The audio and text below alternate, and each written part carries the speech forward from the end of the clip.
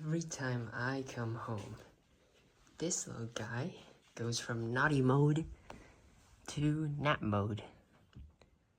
He walks into my room and jumps on this bed and just starts napping. Well, I don't know what he's looking at right now. He's looking at something. Are you looking at the outside? Look at those long legs. It's beautiful Maine Coon. Look at that. That eye color. Kind of shifts from green to, what is he doing? Shifts from green to kind of a brown, and if you actually look at his eye color, it actually looks really good. I don't know how to describe his eye color, actually. Maybe other people do. Let me take an angle here. Look at that. Looks like a lion. Look at that lion fur. He's got that. Some parts of his fur look like my first cat's fur pattern. Why does he have his head this way? Look, it looks really weird. He has his head here.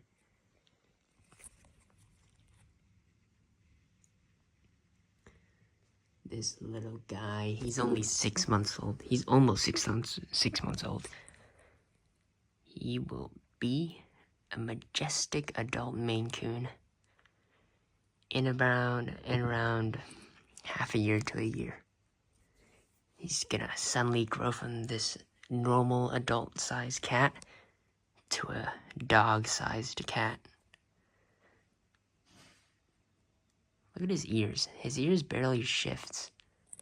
Like, if you look at it from the front, his ears are really long. Like, sometimes, with normal cats, their ears move around all the time. They shift to the direction of the noise. But this guy, he doesn't have to do that. He kind of he doesn't really move that much with his ears. I think it's because his ears are already big enough, so it doesn't matter which direction the sound comes from. He already has enough information to determine the sound. Or it could be because he's a kitten, so he's not that proficient with his movements yet. He does crash a lot. I'm gonna shift a angle here. He does crash a lot when he's playing around, because he's got the awareness of a kitten, but the movement or like the speed of a adult cat.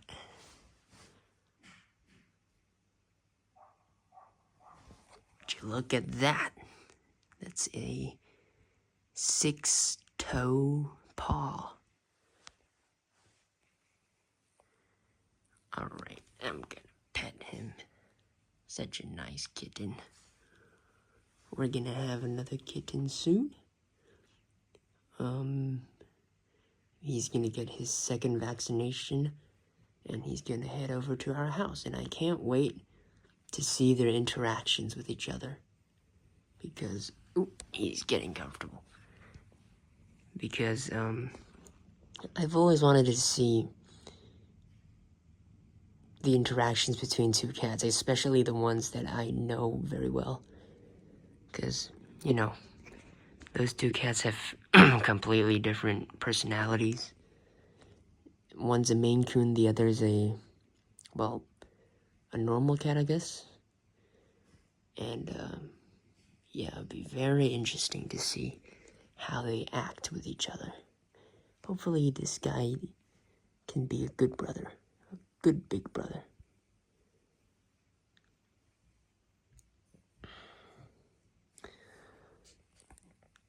Right.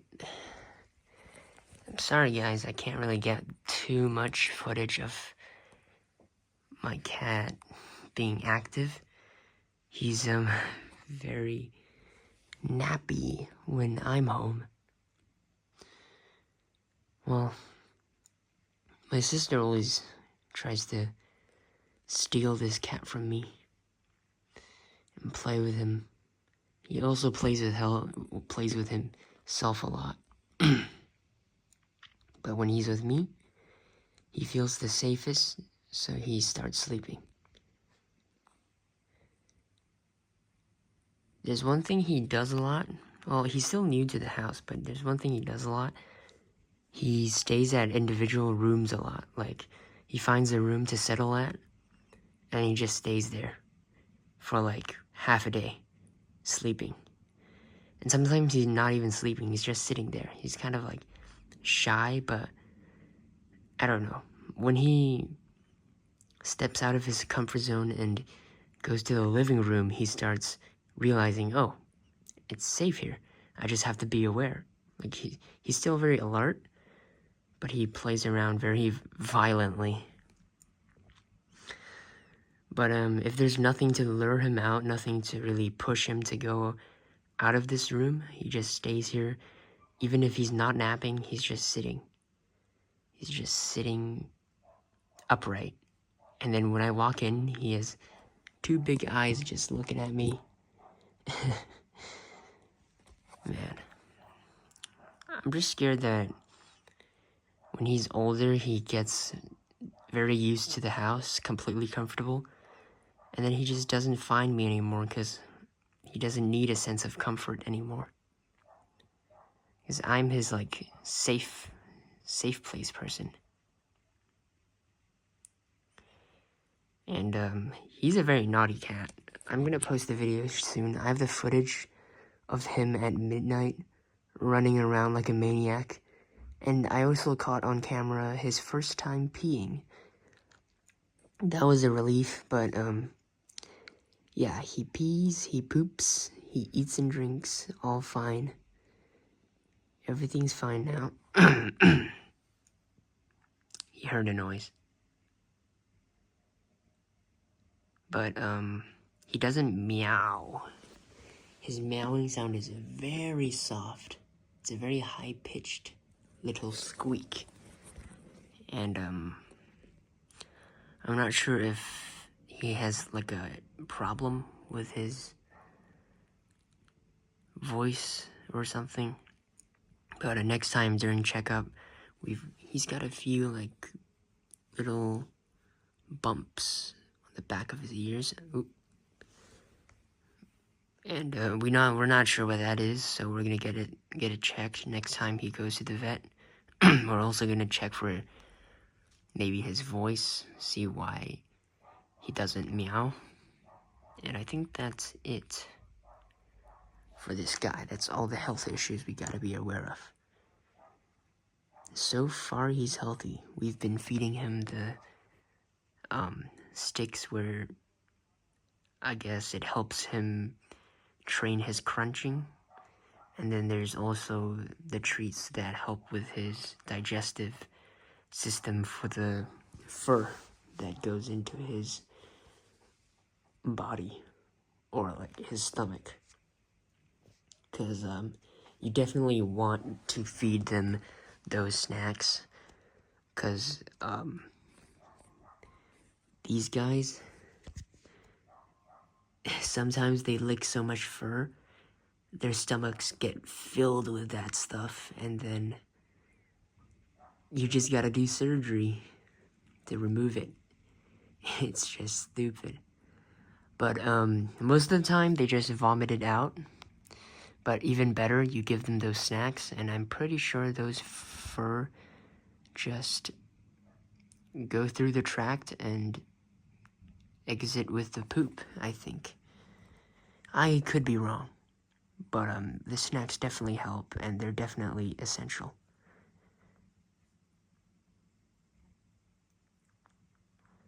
My old cat, he used to vomit a lot because of his fur. Oh man, kind of miss him. Well, I say kind of, but I really miss him. But what can you do about it, you know? Sad thing is, I don't think my family really empathizes with me anymore, because it's been a long time, and I'm pretty much the only one that still misses him. The rest of my family, they're like, who cares? Who cares what you feel? But I guess, you know what, maybe, I don't know, it just feels like when I'm in my own position, there's just no way of being right, because they can just say, like, who cares about you?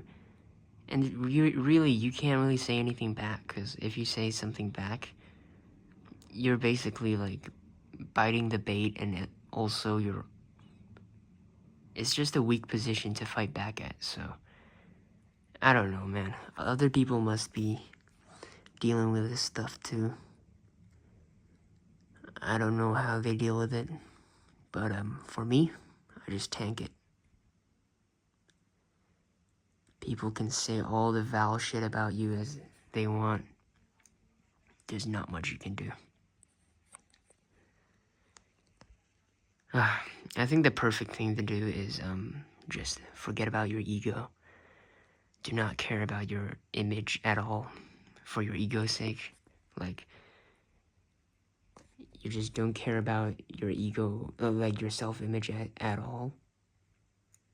Unless it's for like job interview, university application, all that stuff.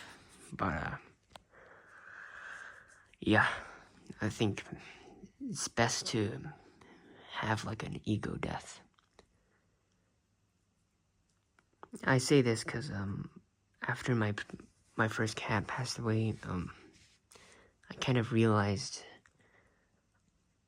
all this stuff that I cared about, all this, I want to be number one, I want to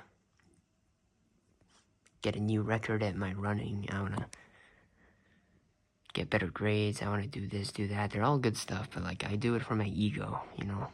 I used to do that for my ego. So that's not the right motivation. After I lost my first cat, I just realized that none of that matters. What really matters is the cat, is the pet, the people around you.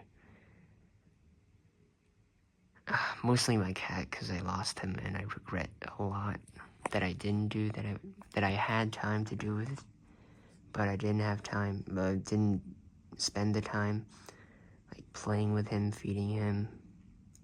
That's part of the reason why I got this cat, because I feel a lot of regret, and I hope I can somehow redeem that through taking care of this little guy. Alright, that's a pretty long video, pretty long yap. Oh, look at him stretching. Look at those long legs. I'm sorry, I'm just not used to you guys. My first cat was a munchkin type of cat, so he had a very short set of legs. Yep. I guess that's it for today.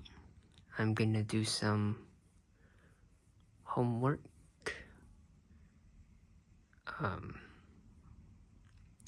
Yep. See you guys.